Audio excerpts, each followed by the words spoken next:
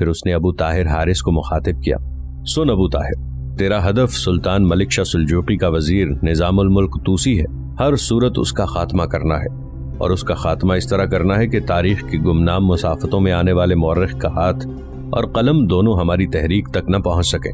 لوگ اسے فطرت کا کاتب تقدیر خیال کرنے لگ گئے ہیں۔ خدائے خشک و تر کی اس زمین، وقت کے تاریخ دان اسے قسمتوں کا حروف خوان، ٹوٹی کہانیوں کا جوڑنے والا، بکھرے قصوں کو مجتمع کرنے والا سمجھتے ہیں، جبکہ میں اسے ذلیل و رسوا دیکھنا چاہتا ہوں۔ وہ میرا پرانا رفیق اور ہمراز رہا ہے۔ بے بسی اور بے کسی سے نکل کر میں اس کے پاس گیا چاہتا تھا کہ اس جیسا منصب حاصل کروں، اس جیسی عزت اور وقار مجھے ملک شاہ سلجوقی کے ہاں حاصل ہو۔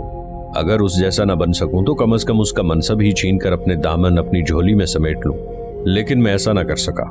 اب میں اسے اس کی موجودہ منصب کی سیڑھیوں سے اتار کر قضا خیز مجبوریوں کی چادر اوڑا دینا چاہتا ہوں۔ میں اس کے ہاں ایک عرصہ رہا، اپنی بہترین دانش مندی، اپنی ساری ذہانت، اپنے سارے تجربے کو استعمال کرتے ہوئے میں نے اس کے منصب کو حاصل کرنے کی کوشش کی، یہ بھی جد و جہد کی کہ کم از کم اس کو اس کے منصب سے گرا کر میں اس کا منصب حاصل کر لوں، لیکن اس کی موجودگی میں میری حالت جبر کے سوکھے موسموں میں سیاہ لمحوں کے سفر اور سرخ تپتی ریت کے جھگڑوں میں بے ثمر موسموں کی داستانوں سے زیادہ اہمیت اختیار نہ کر سکی۔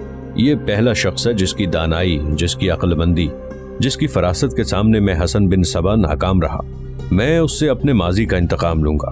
میں جب ذلیل و خوار ہو کر اس کے ہاں سے نکلا تھا تو اسی وقت میں نے ارادہ کر لیا تھا کہ اگر کبھی وقت آیا اور مجھے توفیق ہوئی تو اس کے منہ کو ایسی لگام ڈالوں گا کہ خیر و شر کے تفاوت تک کو بھول کر وہ اندھے ستم اور اندھیری گھٹن اور جس میں بل کھاتے زہریلے لمحوں میں زندگی بسر کرنے پر مجبور ہو جائے گا۔ لیکن اب میں اس ارادے کو ہی ترک کر چکا ہوں۔ سوچا تھا اسے اذیتوں کا باعث بناؤں گا، جب وہ تکلیف میں ہوگا، ایذا برداشت کرے گا تو اس کی تکلیف میرے لیے باعث تسکین بنے گی، لیکن نہیں، اب میں نے ارادہ کر لیا ہے کہ مکمل طور پر اس کا خاتمہ کر دیا جائے۔ یہی میرے انتقام کی انتہا ہے۔ پہلے میرا ارادہ تھا کہ درد کے بستر پر جب وہ قلبی وحشت اور دل فگاری کے ساتھ پڑا رہے گا تو اس کی یہ حالت میرے لیے قلبی سکون کا باعث بنے گی، لیکن نہیں، اب میں اس کا خاتمہ چاہتا ہوں، بالکل ایسے ہی جیسے خشک پودوں کی بریدہ شاخوں کو علیحدہ کر دیا جاتا ہے۔ سن ابو طاہر، اس کے لیے موت کی دف بجانے اور مرگ کی اندھی چاپ اس پر مسلط کرنے کے بعد اپنے آپ کو بچا کر بھاگ نکلنے کی کوشش کرنا، اس کی طاق میں رہو، ایک دم عام لوگوں کی طرح کسی مجمع کے اندر اس پر نہ جھپٹ پڑنا، حالات کو دیکھنا، محل وقوع کو خیال میں رکھنا اور کوشش کرنا جب وہ اکیلا کہیں اپنی خیمگاہ سے نکلنے یا کسی کام سے فارغ ہو کر اپنی خیمگاہ کی طرف جائے تو اس کے سامنے آنا، اس سے مصافحہ کرنے کی کوشش کرنا، جب وہ تمہارے ساتھ مصافحہ کرے تو چھری مار کر اس کا خاتمہ کر دینا۔ ابو طاہر حارث کے چہرے پر پرسکون مسکراہٹ تھی، کہنے لگا، شیخ آپ مطمئن رہیں، جیسا آپ چاہ رہے ہیں ایسا ہی ہوگا۔ میں یہاں سے نکلنے کے بعد نظام الملک طوسی کے ارد گرد رہوں گا، اس کی طاق لگائے رکھوں گا اور جب بھی مجھے مناسب موقع ملے گا اس کا خاتمہ کر کے اس کی موت کی اطلاع دینے آپ کے پاس پہنچ جاؤں گا۔ ابو طاہر حارث کی اس گفتگو سے حسن بن صبا خوش ہو گیا، پھر اس نے اسے جانے کی اجازت دے دی۔ اجازت ملنے کے بعد ابو طاہر حارث وہاں سے نکل گیا تھا، جبکہ حسن بن صبا قلعۃ الموت میں اپنے نائب اور قلعےدار بزرگ امید کے ساتھ کسی دوسرے موضوع پر گفتگو کرنے لگا۔ قیم الدولہ اور تاج الدولہ حمص سے نکل کر اپنے لشکر کے ساتھ طرابلس پہنچے۔ طرابلس کے نوا میں انہوں نے پڑاؤ کیا۔ یہ شہر بھی عجیب و غریب تھا۔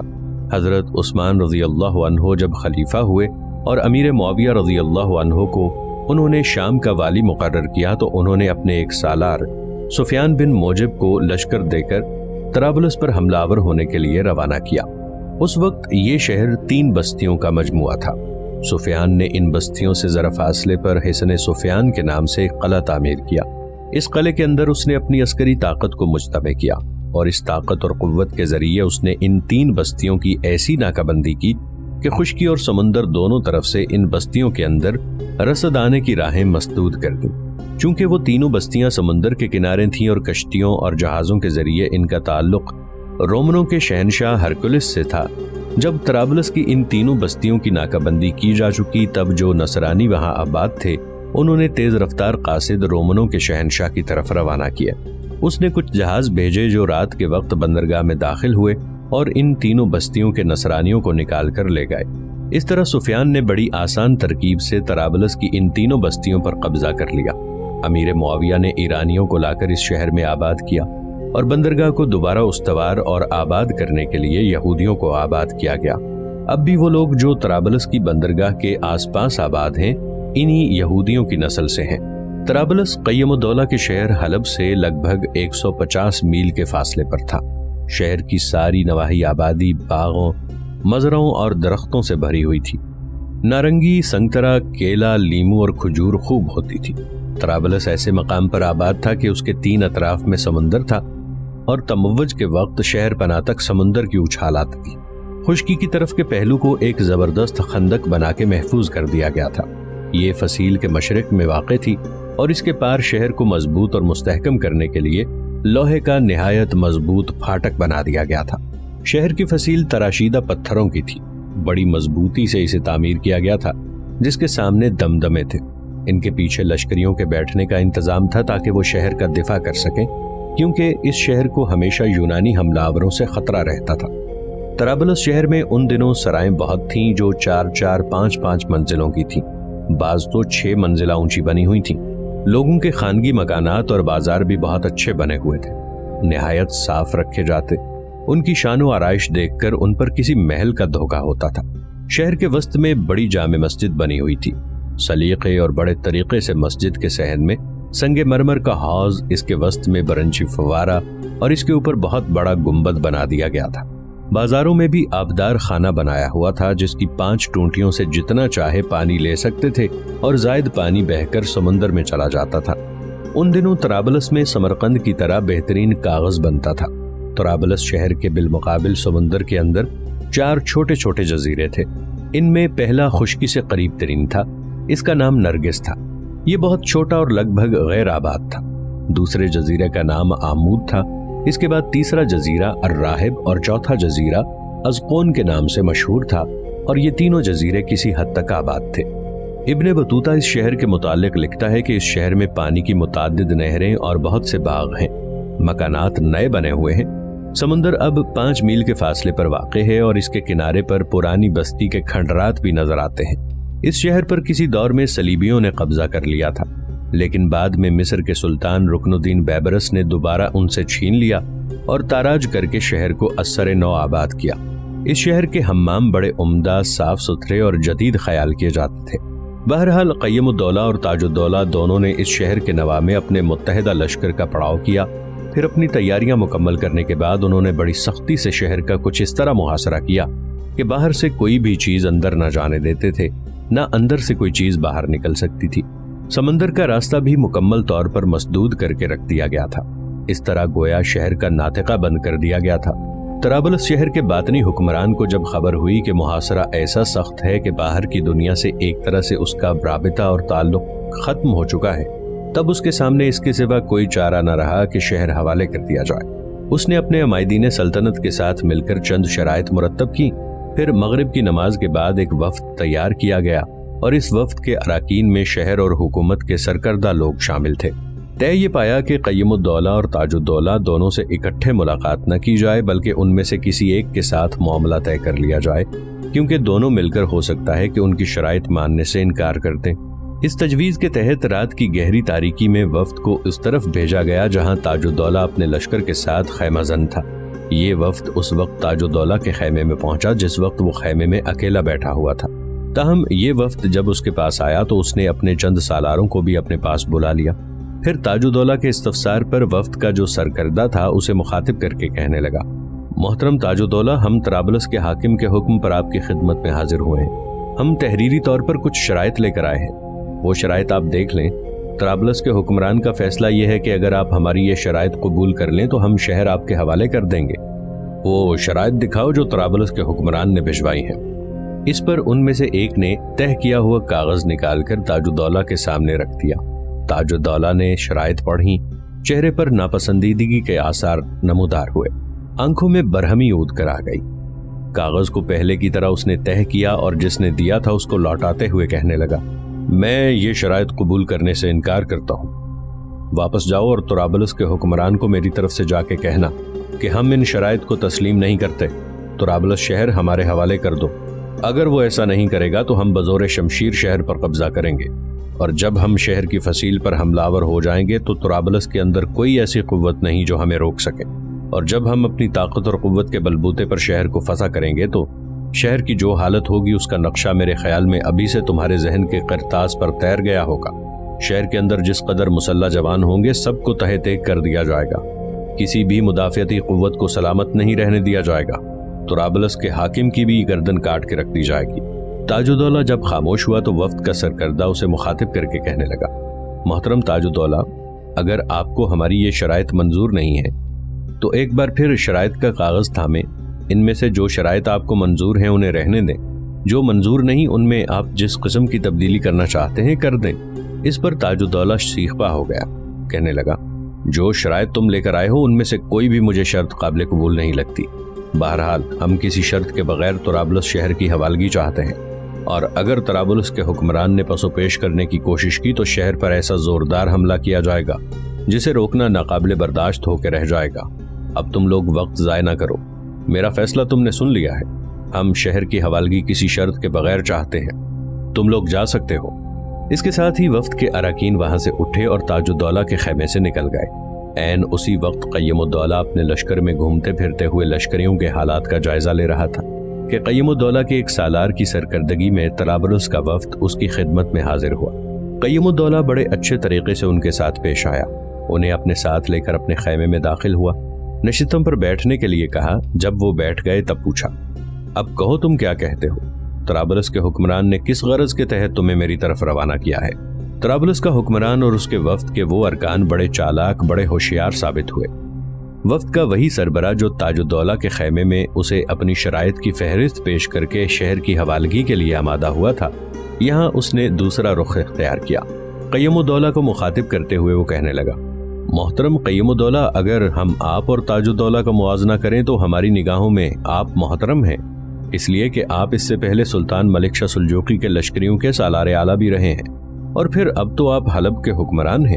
اسی بنا پر ہم آپ کی خدمت میں معاملہ طے کرنے کے لیے حاضر ہوئے ہیں۔ ہم طرابلس کے حکمران کی طرف سے آپ کے سامنے یہ پیشکش کرتے ہیں کہ آپ جنگ کا ارادہ ترک کر دیں۔ طرابلس کا حکمران 3000 نقد اور اتنی ہی مالیت کے تحائف پیش کرنے کا خواہش مند ہے، صلح کا خواستگار ہے، شہر بھی آپ کے حوالے کرنا چاہتا ہے۔ اب آپ کیا کہتے ہیں؟ قیم الدولہ مسکرایا اور کہنے لگا، اگر طرابلس کا حکمران 30,000 نقد اور 30,000 کی اشیاء کے عوض صلح چاہتا ہے، امن کا خواستگار ہے، شہر حوالے کرنا چاہتا ہے تو مجھے منظور ہے۔ طرابلس کا وہ وفد خوش اور مطمئن ہو کر چلا گیا۔ اس طرح طرابلس کے سلسلے میں تو صلح ہو گئی، لیکن وقتی طور پر اس وفد نے تاج الدولہ اور قیم الدولہ کے درمیان تھوڑی سی غلط فہمیاں ضرور پیدا کر دی تھی۔ ارسلان اور بدران ایک روز اپنے مسلح جوانوں کے ساتھ قزوین شہر میں داخل ہوئے۔ قزوین تہران کے مغرب میں ایک قدیم شہر ہے۔ یہ شہر تہران سے بغداد اور تبریز جانے والی شاہراہوں پر واقع ہے۔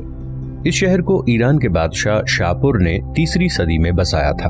664 عیسوی میں اس پر عرب مسلمانوں نے قبضہ کیا اور اس کو اپنا صدر مقام بنایا۔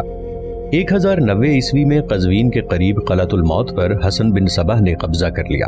اس نے یہاں بہت سی عمارتیں تعمیر کی۔ 1548 سے 1598 عیسوی تک یہ دارالحکومت رہا۔ 1722 عیسوی میں اس پر افغانوں کا قبضہ ہوا جو تھوڑا عرصہ رہا۔ پہلی جنگ عظیم میں یہ روس کے قبضے میں چلا گیا۔ 1921 میں یہاں روسی طیاروں نے بمباری کی اور دوسری جنگ عظیم کے بعد اس پر روس نے دوبارہ قبضہ کر لیا تھا۔ قزوین ایک مردم خیز خطہ رہا ہے۔ یہاں کئی نامور شخصیات پیدا ہوئیں۔ ان میں مشہور و معروف محدث اور جامع احادیث اور سنن ابن ماجہ کے مصنف ابن ماجہ بھی شامل ہیں۔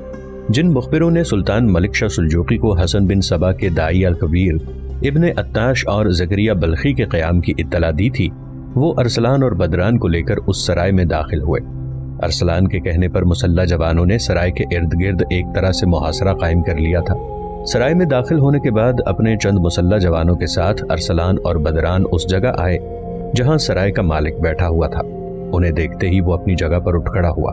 اسے مخاطب کر کے ارسلان کچھ کہنا چاہتا تھا کہ سرائے کا مالک خوفزدہ، لرزاں اور کانپتے لہجے میں بول اٹھا، میں نہیں جانتا کہ آپ کون ہیں، مجھ سے کیا چاہتے ہیں، لیکن میں دیکھتا ہوں کہ آپ کا یوں اپنے مسلح جوانوں کے ساتھ میری سرائے میں داخل ہونا اور میرے پاس آنا کسی علت، کسی وجہ کے بغیر نہیں ہے۔ کیا میں پوچھ سکتا ہوں کیا معاملہ ہے؟ کیا آپ میری سرائے میں قیام کرنا چاہتے ہیں یا کسی معاملے میں مجھ سے باز پرس کرنے کے خواہاں ہیں؟ ان अल्फाज पर अरसलान के चेहरे पर हल्की सी मुस्कुराहट नमूदार हुई। कहने लगा, हम न तुम्हारे दुश्मन हैं, न तुमसे कोई बाज पुरस करना चाहते हैं, न तुमसे कोई तारुज करेंगे, न ही तुम्हें नुकसान पहुंचाएंगे। हमें सिर्फ ये बता दो कि तुम्हारी सराय में 2 मोहतरम अशखास ठहरे हुए हैं। एक बातनियों का दाइये कबीर इब्ने अत्ताश और दूसरा एक ऐसा शख्स है जिसका नाम ज़करिया बल्खी है। देखो, झूठ मत बोलना, मुझे टालने की कोशिश भी ना करना, इसलिए कि जो लोग झूठ बोलते हैं मैं उनसे इंतकाम लिए बगैर पीछे नहीं हटता। जो लोग गलत बयानी करते हैं, भटकाने की कोशिश करते हैं, मैं उनकी जानों के लिए खतरा बनते हुए हिचकिचाहट महसूस नहीं करता। जो कुछ मैंने पूछा है सच को बुनियाद बनाते हुए कहना। झूठ बोलोगे तो सराय में जिस कदर लोग हैं उनकी मौजूदगी में नुकसान उठाओगे। सराय का मालिक खौफजदा हो गया था। अजीब से अंदाज में अरसलान की तरफ देखने लगा। अरसलान ने फिर उसे मुखातिब किया, देखो, मैं तुम्हारी दिली कैफियत, तुम्हारे चेहरे के तासुरात को पढ़ सकता हूँ। मैं अंदाजा लगा सकता हूँ कि तुम क्यों खौफजदा हो। मैं सुल्तान मलिक शाह सुल्जूकी का एक सालार हूँ। तुम्हारी सराय के इर्द गिर्द मेरे मुसल्ला जवान फैल चुके हैं। अगर तुमने मेरे सवालों का जवाब नहीं दिया तो मैं सारे मुसल्ला जवानों को सराय में तलब करूंगा, सारे सराय की तलाशी लूंगा। ऐसी सूरत में तुम्हारा अपना हशर भी बहुत बुरा होगा। लिहाजा तुम्हारी बेहतरी इसी में है कि बगैर किसी हुज्जत के बता दो, बातनी तहरीक का दाइये कबीर इब्ने अत्ताश और ज़करिया बल्खी कहाँ ठहरे हुए हैं। उनकी क़यामगाह की निशानदही कर दो, हम खुद ही उससे मिल लेंगे। सराय के मालिक को अरसलान की इस गुफ्तगू से किसी कदर हौसला हुआ। चेहरे के तासुरात भी बदल गए, आंखों में सुकून की लहरें भी लहरा गई थी। पहले की निस्बत ज्यादा ठहरे हुए लहजे में कहने लगा, मैं समझा था न जाने किस बिना पर मेरी सराय पर कोई उफ्ताद और मुसीबत टूटने वाली है। रहा सवाल इब्ने अत्ताश और ज़करिया बल्खी का, तो मैंने ये नाम सराय में सुने हैं। मैं नहीं जानता था इनमें से एक बातनियों का दाइये कबीर और दूसरा अमरे मूसा का नायब है। ताहम उन्होंने मेरी सराय में जरूर क़याम कर रखा था, लेकिन आप लोगों की आमद से थोड़ी देर पहले वो सराय छोड़कर जा चुके हैं। मैं नहीं जानता उन्होंने सराय आप लोगों की आमद का सुनकर छोड़ी या कोई और वजह थी। आप थोड़ी देर रुकें, मैं अपने मुलाजिमों से पूछकर बताता हूं कि वो सराय से किस समत निकल गए हैं। इसके साथ ही सराय के मालिक ने अपने मुलाजिमों को आवाज देकर पूछा। इब्ने अत्ताश और ज़करिया बल्खी के मुतालिक गुफ्तगू की। उस पर एक से जायद सराय के मुलाजिमीन ने बताया कि वो मशरिक के रुख पर क़लअतुल मौत की तरफ गए हैं। इस मौके पर अरसलान ने कुछ सोचा, फिर सराय के मालिक और मुलाजिमीन की तरफ देखकर कहने लगा, जो इत्तलात तुम लोग फराहम कर रहे हो, अगर ये झूठ साबित हुई तो याद रखना, मैं बड़ी सख्ती के साथ तुमसे इसकी बाज़पुरस करूंगा। इसके साथ ही अपने मुसल्ला जवानों के हमरा अरसलान सराय से निकला। जिन मुसल्ला जवानों ने सराय का मुहासरा किया हुआ था उन्हें समेटा, फिर बड़ी बर्क रफ्तारी से अरसलान और बदरान उस शाहरा पर सफर कर रहे थे जो कज़वीन से क़लअतुल मौत की तरफ जाती थी। सराय के मालिक की फराहम करदा इत्तलात दुरुस्त थीं, इसलिए कि इब्ने अत्ताश और ज़करिया बल्खी ने वाकई उसकी सराय में क़याम किया था और अरसलान और बदरान की आमद से पहले वो सराय से निकलकर क़लअतुल मौत की तरफ गए थे। दोनों के साथ उनकी हिफाजत के लिए मुसल्ला दस्ते थे, जिनमें खूंखार फिदाई भी शामिल थे।